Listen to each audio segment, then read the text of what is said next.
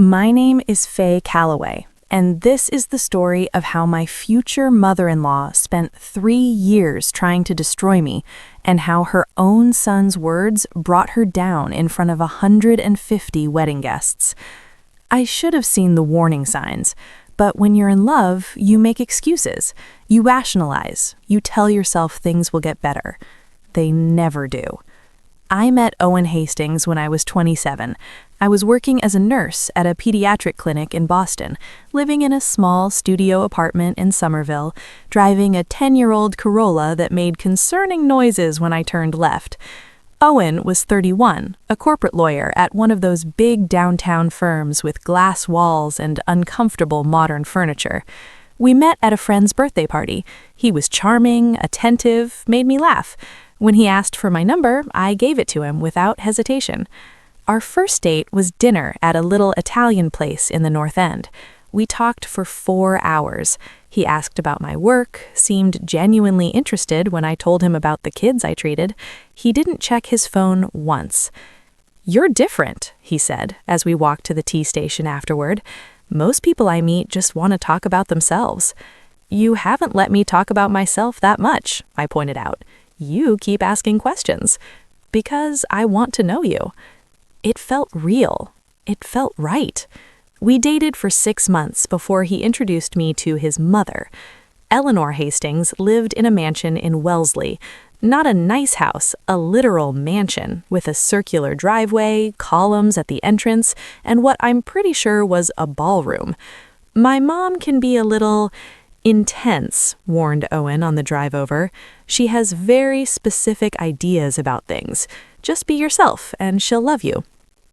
I wore a navy dress, simple jewelry, minimal makeup. Professional, but not trying too hard. Eleanor answered the door herself, no housekeeper, which surprised me. She was in her early 60s, perfectly put together in cream-colored slacks and a silk blouse. Her hair was that specific shade of blonde that comes from expensive salons, and her makeup was flawless. "You must be Faye," she said, looking me up and down in one quick, assessing glance. "How quaint. Owen didn't mention you were so petite." "I'm 5'4", average height, but something about the way she said petite made it sound like an insult. Dinner was excruciating. Eleanor asked pointed questions about my background, my education, my family's circumstances. "And what do your parents do?" she asked, cutting her filet mignon with surgical precision. "My dad's a high school gym teacher. My mom works at the library." "How earnest," Eleanor smiled, but it didn't reach her eyes. "And you're a nurse at a clinic, yes? I specialize in—" "How noble. Owen's father was a surgeon, you know, before he passed. Real medicine, life and death decisions." Owen shifted uncomfortably. "Mom, Faye's work is important too." "Of course it is, darling. I'm sure giving children Band-Aids and lollipops is very fulfilling." I felt my face flush. "I actually do a lot more than—" "I'm sure you do your best with what you have," Eleanor interrupted. "Owen, darling, how is the Wellington case going? I heard the Prescotts are very pleased with your work." She spent the rest of dinner ignoring me and talking to Owen about people I didn't know, cases I didn't understand, a world I wasn't part of. On the drive home, Owen apologized. "She's just protective. She'll warm up to you." She called my job giving out Band-Aids and lollipops. She didn't mean it like that. How did she mean it then? He didn't have an answer. Eleanor didn't warm up to me. She got worse. When Owen and I moved in together after a year of dating, Eleanor called it playing house and suggested we were rushing into cohabitation without proper consideration. When I got promoted to head nurse at the clinic, Eleanor asked if the pay increase would be enough to finally contribute meaningfully to the household. We split rent 50-50. I paid all my own bills, but Eleanor had decided I was a gold digger and nothing would change her mind. Owen always defended her. "She's from a different generation. She doesn't understand modern relationships." "She understands perfectly fine. She just doesn't think I'm good enough for you." "That's not true." But it was true. I knew it. Owen knew it. Eleanor certainly knew it. When Owen proposed after 2 years together, I was thrilled. He'd planned this elaborate scavenger hunt around Boston, ending at the public garden where we'd had one of our first dates. He got down on one knee by the swan boats, and I cried happy tears and said yes. Then we had to tell Eleanor.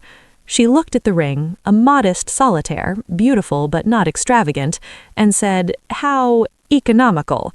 "I love it," I said firmly. "Of course you do, dear." She turned to Owen. "Have you thought about a prenuptial agreement? Given the disparity in your situations, it would be prudent." "Mom, we're not doing a prenup." "Owen, darling, you're being naive. This girl, Faye, my name is Faye. This girl comes from nothing. You come from a family with significant assets. You need to protect yourself." "From what?" I demanded. "I'm not marrying him for money. I have my own career, my own savings." "How much do you have saved?" Eleanor asked pointedly. "I'm sorry?" "How much money do you have saved since you're so financially independent?" "That's none of your business." "It's absolutely my business when you're marrying my son. Owen has a trust fund worth $2 million. He'll inherit this house and significant stock portfolios. What exactly are you bringing to this marriage besides your charming personality?" I stood up. "I'm leaving. Owen, you can stay and talk to your mother, but I'm not sitting here and being interrogated like a criminal." I left. Owen followed 10 minutes later, apologizing profusely. "She's worried about me," he said. "That's all it is." "She called me a gold digger to my face." "She didn't mean it like that." "How did she mean it then?" He didn't have an answer. Eleanor didn't warm up to me. She got worse. When Owen and I moved in together after a year of dating, Eleanor called it playing house and suggested we were rushing into cohabitation without proper consideration. When I got promoted to head nurse at the clinic, Eleanor asked if the pay increase would be enough to finally contribute meaningfully to the household. We split rent 50-50. I paid all my own bills, but Eleanor had decided I was a gold digger and nothing would change her mind. Owen always defended her. "She's from a different generation. She doesn't understand modern relationships." "She understands perfectly fine. She just doesn't think I'm good enough for you." That's not true. But it was true. I knew it. Owen knew it. Eleanor certainly knew it. When Owen proposed after 2 years together, I was thrilled. He'd planned this elaborate scavenger hunt around Boston, ending at the public garden where we'd had one of our first dates. He got down on one knee by the swan boats, and I cried happy tears and said yes. Then we had to tell Eleanor. She looked at the ring, a modest solitaire, beautiful but not extravagant, and said, "How economical." "I love it," I said firmly. "Of course you do, dear." She turned to Owen. "Have you thought about a prenuptial agreement? Given the disparity in your situations, it would be prudent." "Owen, we're not doing a prenup." "Owen, darling, you're being naive. This girl, Faye, my name is Faye. This girl comes from nothing. You come from a family with significant assets. You need to protect yourself." "From what?" I demanded. "I'm not marrying him for money. I have my own career, my own savings." "How much do you have saved?" Eleanor asked pointedly. "I'm sorry?" "How much money do you have saved since you're so financially independent?" "That's none of your business." "It's absolutely my business when you're marrying my son. Owen has a trust fund worth $2 million. He'll inherit this house and significant stock portfolios. What exactly are you bringing to this marriage besides your charming personality?" I stood up. "I'm leaving. Owen, you can stay and talk to your mother, but I'm not sitting here and being interrogated like a criminal." I left. Owen followed me 10 minutes later, apologizing profusely. "She's worried about me, that's all it is." "She called me a gold digger to my face." "She didn't say that. She implied it, heavily, and you just sat there." "I did defend you." "No, you made excuses for her. There's a difference." We fought about Eleanor constantly. Every family dinner was a new opportunity for her to belittle me, question my motives, or suggest I wasn't suitable for her precious son. At Thanksgiving, she asked if I'd managed to learn any proper cooking, or if Owen would be eating takeout forever. At Christmas, she gave me a gift certificate to a professional styling service, because every woman can benefit from expert guidance. At Easter, she announced at the table that she'd found the perfect girl for Owen at her country club, a lawyer from an appropriate family, before I'd arrived. When I walked in, she said, "Oh, you're here. I suppose we should cancel that introduction then." Owen always apologized after, always promised to talk to her, never actually did anything that made a difference. I should have left him, I know that now, but I loved him and I kept hoping Eleanor would eventually accept me, that we'd find some common ground, that she'd see I genuinely cared about her son. The wedding planning was a nightmare. Eleanor took over immediately. She had opinions about everything. The venue, her country club, naturally. The guest list, heavily weighted toward her friends and business associates. The menu, nothing too pedestrian. The flowers, orchids, not roses, because roses were so common. When I suggested having the ceremony at a small church I loved, Eleanor said, "That little building? Oh, and surely you don't want your wedding in some cramped chapel when we have access to the club's beautiful grounds." When I showed her my dream wedding dress, a simple, elegant gown from a local boutique, she wrinkled her nose. "Is that off the rack?" "Darling, a Hastings bride wears custom couture. I'll make an appointment with my designer." "I like this dress." "You like a lot of things that aren't appropriate. Thankfully, you have me to guide you." The designer appointment was humiliating. Eleanor kept suggesting alterations that would make the dress more flattering for your figure, which meant hiding my body as much as possible. "Perhaps something with sleeves," she mused, "and a higher neckline. We want elegant, not desperate." I ended up with a dress I hated, a big, conservative gown that looked like something from a different era, but Eleanor loved it, and Owen said it looked nice, and I was too exhausted to keep fighting. The guest list became a war zone. I wanted to invite my friends from nursing school, my coworkers, my extended family. Eleanor kept cutting people. "We have limited space," she said, "though the country club could accommodate 300 people easily. We need to prioritize important guests." My friends are important to me. I'm sure they are, dear, but Senator Whitmore and his wife are important to our family. Priorities. I got to invite 30 people. Eleanor invited 120. "It's mostly Owen's wedding anyway," she said when I protested. "The bride's family traditionally hosts, but since your parents can't afford this level of event, I'm generously covering everything. The least you can do is let me invite the appropriate people." My parents had offered to contribute. Eleanor had laughed in their faces. "How sweet. No, I couldn't possibly let you strain yourselves. This wedding requires a certain caliber." I cried a lot during wedding planning. I felt like a prop in Eleanor's production, not the bride at my own wedding. Owen kept saying, "Just go along with it to keep the peace. After the wedding, we'll be married and it won't matter." But it did matter. It mattered that he let his mother bulldoze me at every turn. It mattered that he cared more about avoiding conflict than supporting me. 2 weeks before the wedding, I found something that changed everything. I was at Owen's childhood home. Eleanor had insisted we have the rehearsal dinner there instead of at a restaurant, helping set up for the event. Owen was at work. Eleanor was out with her event planner. I went to use the bathroom and accidentally walked into Eleanor's study instead. The door was open and I was about to leave when I noticed Owen's name on a document on her desk. I shouldn't have looked, I know that, but I did.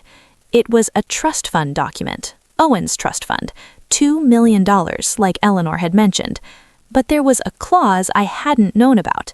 Funds to be released upon marriage to an approved spouse, as determined by the grantor, Eleanor Hastings.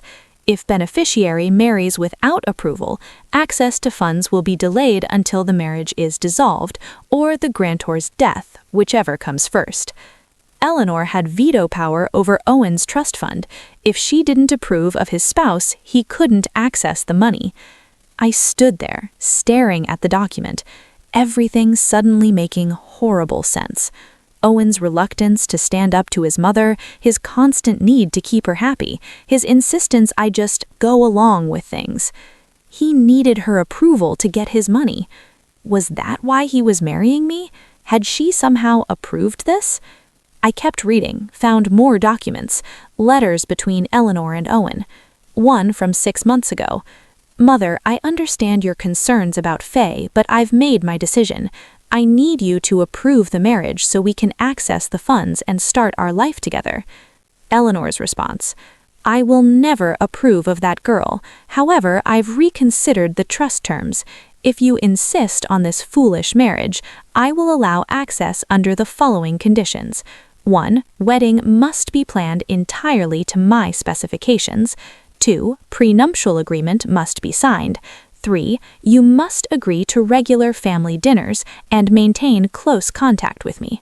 4. If the marriage fails within 5 years, you agree to allow me full involvement in selecting your next spouse.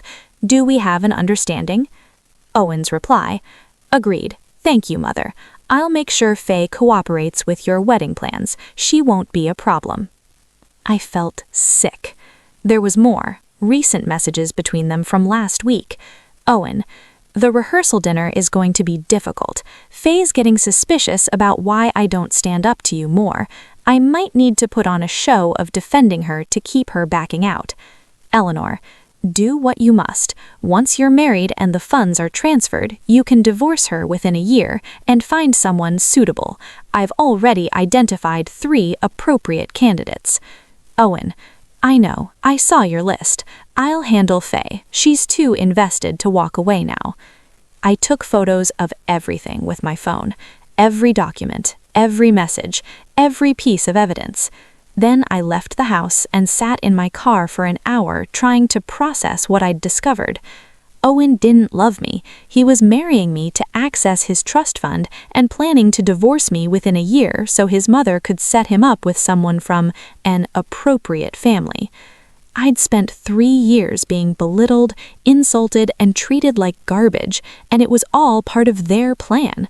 I should have canceled the wedding right then, called it off, exposed them both, walked away. But I didn't. Instead, I decided to wait for the rehearsal dinner. The rehearsal dinner was the night before the wedding, at Eleanor's mansion. 150 people, mostly Eleanor's friends, business associates, and Owen's colleagues. My parents were there, looking uncomfortable in their best clothes. My small handful of invited friends clustered awkwardly in a corner. Eleanor had hired a full catering staff, a string quartet, and a photographer. It was more elaborate than most actual weddings. I wore a simple black dress, smiled, made small talk, waited. Owen gave a speech thanking his mother for making this wedding possible and for always knowing what's best for our family. Eleanor gave a speech about Owen's childhood, his accomplishments, his bright future. She mentioned me exactly once. And, of course, we welcome Faye into the family. The applause was polite but lukewarm. Then it was my turn to speak. I stood up, glass of champagne in hand, and walked to the front of the room. "Thank you all for being here," I said. "I want to thank Eleanor for her incredible work planning this wedding. She's been so involved in every aspect. She clearly has very specific ideas about what's appropriate for her son." A few polite chuckles. Eleanor has also been very clear about her opinion of me. She's called my work giving out band-aids, questioned my financial contribution to the relationship, and suggested I'm not from an appropriate family. For 3 years, I've tried to prove myself worthy of her son. The room went quiet. People shifted uncomfortably. Owen was staring at me with wide eyes, shaking his head slightly. "Don't," he mouthed. But recently, I discovered something interesting.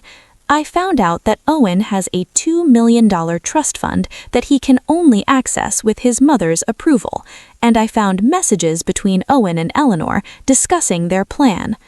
Eleanor stood up. "Faye, this is highly inappropriate." "Context?" I laughed. A sharp, bitter sound. "What context makes 'I never loved her' and 'she'll never see it coming' acceptable?" Owen finally spoke. "Faye, let me explain." "Explain what? That you've been lying to me for 3 years? That this whole relationship was a scam to access your trust fund? That you and your mother have been planning my humiliation from the start?" "It wasn't like that." "I have the documents," I said. "The trust agreement, the messages between you, the list of appropriate candidates for after you divorce me." I turned to address the room. Eleanor Hastings has spent 3 years telling me I'm not good enough for her son. Turns out she was right. I'm not good enough to be part of a family this cruel and manipulative. I looked at Owen. "The wedding is canceled, obviously. You can explain to all these people why. I'm sure your mother can help you spin it appropriately." I turned to Eleanor. "And you can keep your designer dress, your country club wedding, and your opinions about appropriate families. I hope the trust fund was worth destroying your relationship with your son, because after this, he's going to have to choose, you or his self-respect, and I don't think you're going to like his choice." I walked toward the door. My parents stood up immediately, following me. Owen grabbed my arm. "Faye, please, we can talk about this." I pulled away. "There's nothing to talk about. You made your choice when you left that voicemail, when you called me manageable, when you agreed to divorce me after a year like I was some kind of temporary inconvenience. I do care about you." "No, you don't. You care about $2 million. There's a difference." I walked out. Behind me, the room erupted in chaos. People talking, arguing, Eleanor's voice rising above the noise, trying to control the narrative. I didn't look back. My parents drove me home. We didn't talk much. What was there to say? When we got to my apartment, the one I'd kept, thank God, even after moving in with Owen, my mom hugged me tight. "I'm so sorry, sweetheart," she said. "I should have seen it sooner." "You loved him. Love makes us blind sometimes." My dad, who rarely showed emotion, looked furious. "That family is poison. You deserve so much better." I cried for hours that night. Not because I'd lost Owen. I'd lost the version of Owen I thought existed, and he'd never been real. I cried because I'd wasted 3 years on someone who saw me as a means to an end. The fallout was immediate and brutal. The story spread through Boston's social circles within hours. Eleanor's reputation took a massive hit. Hosting a rehearsal dinner that ended with evidence of fraud and manipulation wasn't exactly good for her society standing. Owen's law firm was disappointed by the scandal. He wasn't fired, but several clients requested different representation. Eleanor tried to control the damage, telling people I'd misunderstood the voicemail and overreacted. But too many people had heard it. There was no spinning that away. Owen called me 67 times in the first week. I blocked his number. He sent letters, flowers, even showed up at the clinic where I worked, begging to talk. "I made a terrible mistake," he said when security was escorting him out. "I do love you. The voicemail was, I was just venting to my mother. I didn't mean it." "You meant every word, and now you have to live with the consequences." 2 months later, I heard through mutual friends that Eleanor had cut Owen off entirely. No trust fund, no inheritance, nothing. She blamed him for the scandal, for not controlling me better, for ruining her reputation. Owen was suddenly 31 years old, making a lawyer's salary, but without the family money he'd been counting on, and he'd lost me in the process. I also heard he'd started dating Chelsea Ashford, the woman from Eleanor's approved list. Wonder how that's going for him. A year later, I met someone new. His name is Marcus, and he's a middle school science teacher. He makes half what Owen made, drives an older car than mine, and lives in a modest apartment. His mother is warm and kind. She invited me to family dinner after Marcus and I had been dating for 2 months, and she spent the whole evening asking about my work and genuinely listening to my answers. You're a pediatric nurse? That's wonderful. Those kids are so lucky to have someone who cares. No criticism, no condescension, just authentic kindness. When I told Marcus about Owen and Eleanor, he was horrified. I'm so sorry that happened to you. You deserved so much better. I'm finding better, I told him. We've been together